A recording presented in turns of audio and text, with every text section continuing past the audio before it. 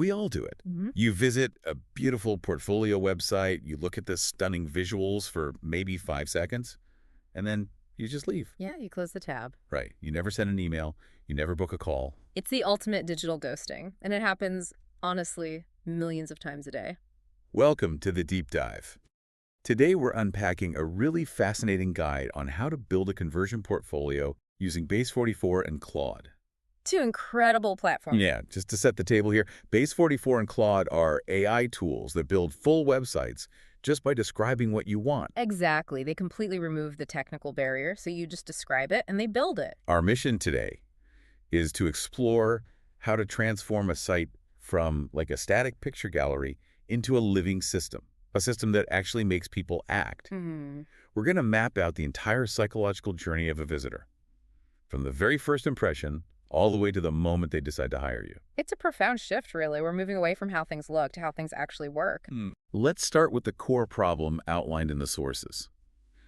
Most portfolios simply fail to bring in clients. They do. They just sit there.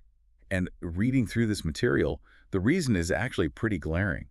Most portfolios are just flat presentations. They use the exact same templates.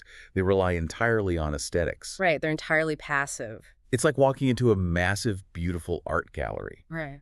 But the gallery is completely empty. There's no tour guide. Yeah. There are no plaques on the wall explaining why a specific painting matters or, what the artist was going through. You just look at the colors and you leave. That is a perfect analogy. You're leaving the visitor completely stranded.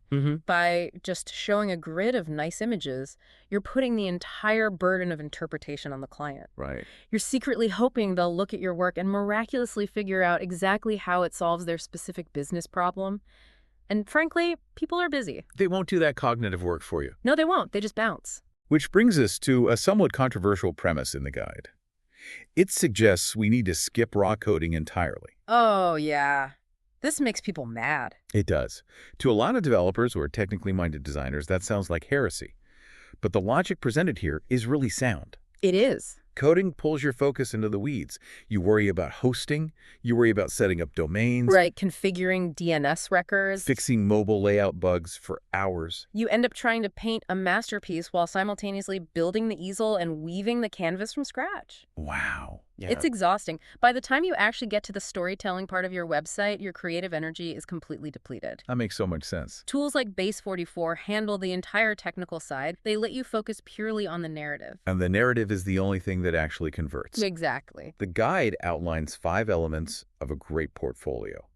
Clear storytelling, natural flow, solid technical quality, a personal touch, and a clear path to action. Notice how, flashy design or custom JavaScript animations are nowhere on that list. Yes. And this brings us to Base44's plan mode, which really struck me.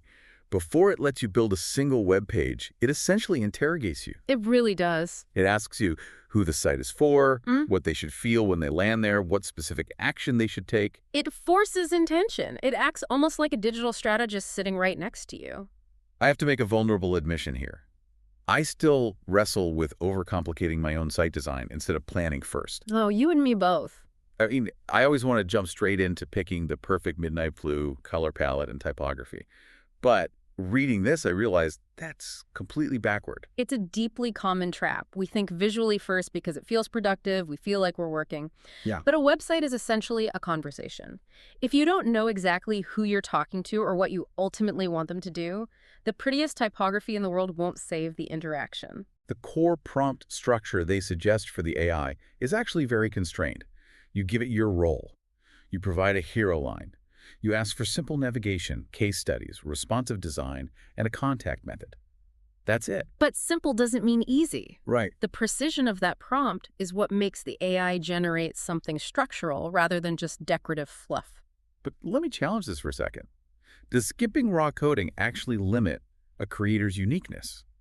Like, if everyone uses AI to build the structure, don't we just end up with the same boring web? I'd argue it's the opposite, really. It frees your brain from fixing server bugs so you can focus entirely on the client's journey. Interesting. Your uniqueness isn't in your ability to write HTML. Your uniqueness is in your strategic thinking and your specific case studies. Got it. Less time debugging means more time telling your story. Exactly. You reclaim your cognitive load. Okay, let's unpack this further. Once the strategic plan is set, what is the very first thing the visitor actually sees? Well, the hero section, Right. the make or break moment, you have about 3 seconds. The guide gives a brilliant breakdown of a weak hero line versus a strong one. A weak line is something we see a million times a day. Welcome to my portfolio. Or, hi, I'm a designer. Which says absolutely nothing of value to the person reading it. Right, it's completely wasted real estate. It's making the user do the work again. But the strong example from the source is, I love this, I architect the words that build category leaders. What's fascinating here is how much heavy lifting that single sentence does. Yeah. It states exactly what you do, you're right, but it uses the word architect, which implies deep structure and serious intention. Right, it's not just typing. Exactly, and most importantly, it states why the client should care. You build category leaders, it promises a business result, not just a service. It changes the framing immediately. And right above that powerful hero text is the navigation. Yes. The guide is incredibly strict about this. It says navigation must prevent confusion at all costs. The specific example they mandate has only 4 items. Work, about, contact, hire me. 4 simple doors, that's it. I look at that, and part of me panics. It feels almost too simple. What if I want to show off my blog and my podcast? And your side projects and your awards. Yeah. That is the ego talking. We want to show everything we've ever done to prove our worth. But every extra choice you give a visitor is an opportunity for them to get distracted and close the tab. Cognitive load is the enemy of conversion. That makes sense. If a visitor has to stop and think about how to find your actual work, your navigation has completely failed. But what if a professional offers 5 different services? Should they list them all in the navigation? Like SEO, copywriting, web design, branding, and consulting. No, navigation has one job: moving visitors forward without clutter. Okay. If they have to think about where to click, the navigation fails. You group those services under work and let the case studies do the explaining. So we simplify the menu to keep them moving forward without thinking. Precisely. You are guiding them down a very specific funnel. You don't overwhelm them with a massive directory. We're going to pause right here for a quick word from our sponsors, but when we come back, we're diving into mobile design and why subtle animation is the secret weapon of conversion. Stick around. This deep dive is brought to you by Base44. If you're tired of fighting with code and want to focus on telling your professional story, Base44 takes the technical headache out of website building. And we're back. Let's get into it. So the hero section is dialed in. It grabs their attention on a laptop. But let's look at reality. What happens when they pull this site up on a phone while waiting in line for coffee? It often falls apart. Right. Ensuring the technical experience matches the visual promise across all devices is crucial. The mobile experience is too often treated as an afterthought, which is wild considering well over half of all web traffic is entirely mobile now. Yeah, absolutely. People are making hiring decisions on 6-inch screens. The guide points out that while Base44 handles responsive layouts automatically, manual checks are still absolutely crucial. Automation is a great starting point, but human verification is required. AI doesn't have thumbs. That's a great way to put it. Yeah. The source emphasizes asking very specific questions during your mobile review. Right. Are the buttons actually big enough for a human thumb to tap easily? Not just a tiny, precise mouse cursor. Does the menu elegantly collapse into a simple hamburger icon? Is that beautiful, bold headline suddenly cramped and unreadable, stretching across 7 lines on a phone screen? It really comes down to tactile empathy. Tactile empathy. Yeah, you have to vividly imagine someone holding their phone on a bumpy subway ride. They're distracted. Right. If they can't easily tap your contact button without accidentally hitting something else, friction is introduced. And the moment friction is introduced, you lose them. Tactile empathy. Yeah. I really like that concept. It's not just about how it looks, it's about how it feels to operate. 2-sec silence. Once the mobile layout is flawless, the guide introduces subtle animation. Yes. The goal here is to make the site feel alive, not static, like it's responding to the user. But notice the critical word there. Subtle. Yes. Soft fade-ins as you scroll down the page. Gentle hover effects on project cards so you know they're clickable. Exactly. The guide specifically mentions creating a smooth transition between the work page, which might have a light background, and the about page, which might be dark.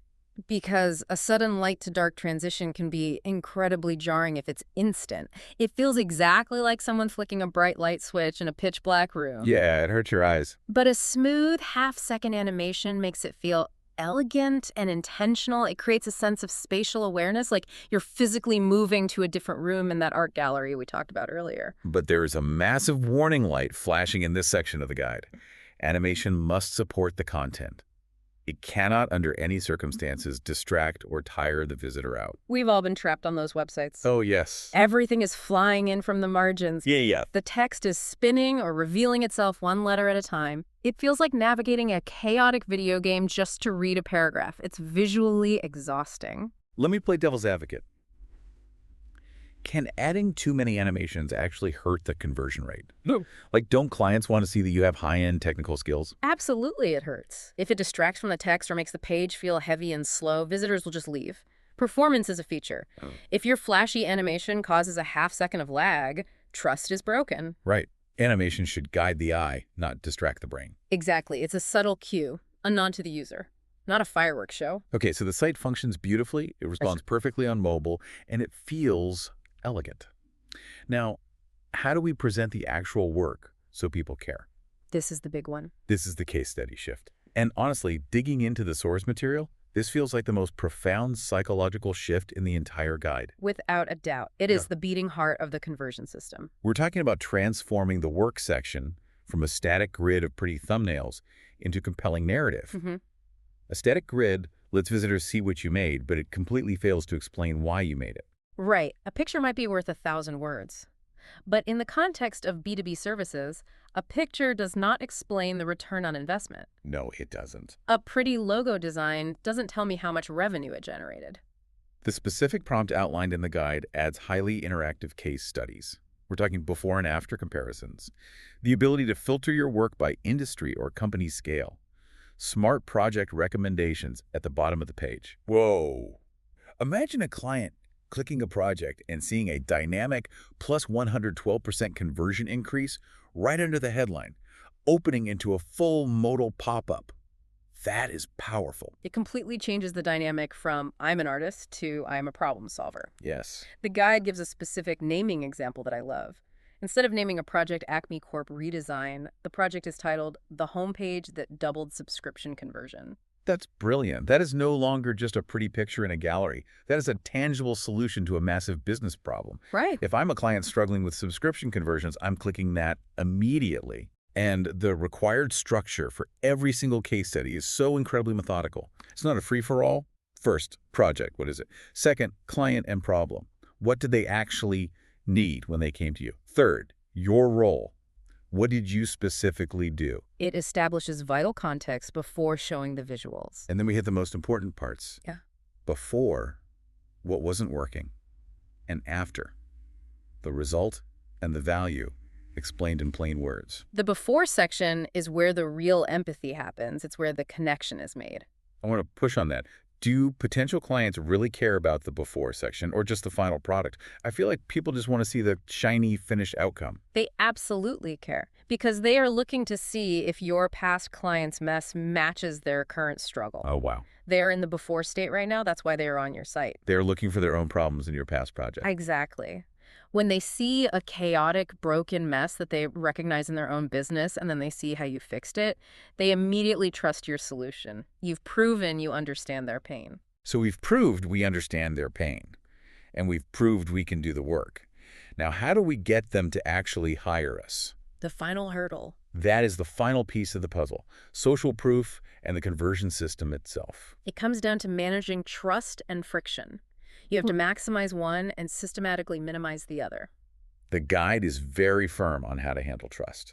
It states that testimonials belong right next to the project they support. They should never be hidden away on a separate praise or testimonials page. Think about the psychology of the user journey. If a potential client is reading a case study about how you doubled conversions, that exact moment when they're looking at the result is when they need the proof. If they have to navigate away to another page to verify you aren't making it up, the spell is broken, you've introduced friction. It's like having a satisfied customer standing right next to the painting, telling the new buyer it's worth the price. Beautifully said. The guide also specifies that the quotes need to be short. 1 or 2 sentences maximum. They must use real names, not initials, and they must tie directly to specific feedback or numbers. Generic praise like they were great to work with or highly recommend is essentially useless. It doesn't reduce risk. The specific example from the source is fantastic. It's a quote from a CEO who just closed a massive funding round thanks to the pitch deck the freelancer designed, sitting right there in a sleek carousel next to a 5-star rating. It grounds your creative work in absolute, undeniable business reality. And finally, we arrive at the contact system itself. You've convinced them. Now they need to reach out. The guide says you need a form with very specific fields: name, email, project type, and critically, budget. Budget is the ultimate filter. Right. And to take it a step further, they suggest adding a project estimation calculator right there on the page. This is It huge. shows approximate costs based on the scope and timeline the user selects. If we connect this to the bigger picture, it's a brilliant pairing. The estimator removes doubt about the cost. The testimonial next to it removes doubt about the delivery. You're dismantling their hesitations in real time. But I have to be honest, doesn't putting a cost estimator right on the site scare some people away? Especially if you're a freelancer who might really need the work. It scares the wrong people away. It gives visitors a real starting point, and it saves everyone from hours of pointless calls. There is nothing worse than doing 3 discovery calls only to find out their budget is a tenth of your minimum engagement. It acts as a filter, saving everyone time and energy. It's a profoundly respectful way to do business. You respect their time by being entirely transparent about cost up front, and you protect your own time from unqualified leads. So we've walked through the entire journey, 2-sec silence. Synthesizing all of this, the core theme is incredibly clear. A portfolio is not a record of your art. It is a guided system. It's a machine designed to turn passive admiration into active trust and communication. And that's the real magic of using tools like Base44 and Claude. It's not just that they make a website load fast or look pretty. Yeah, that's much deeper than that. It's that they give you the mental bandwidth to actually design that exact user journey. Because you aren't fighting with CSS Flexbox or debugging server errors, you can spend your energy orchestrating the psychology of your visitor. You become a strategist. Okay, let's unpack this. So what does this all mean for the listener right now? It means we have to stop building museums for ourselves. We have to start building tools for our clients. Yes. Next time you look at your own portfolio, ask yourself a very simple, slightly uncomfortable question. Are you inviting someone into a meaningful conversation about their business? Or are you just hanging your paintings in an empty room, turning off the lights, and hoping someone magically leaves a check? It's a completely different paradigm. It requires checking your ego at the door. Before we wrap up, I want you to try something. Jot down the core problem your absolute ideal client is dealing with right this very second. Just one sentence. Now, pull up your current website. Does it actually address that problem in the first 3 seconds? Or does it just say, "Welcome to my portfolio"? A painful but incredibly necessary audit for all of us. Thank you for joining us on this deep dive. We'll see you next time.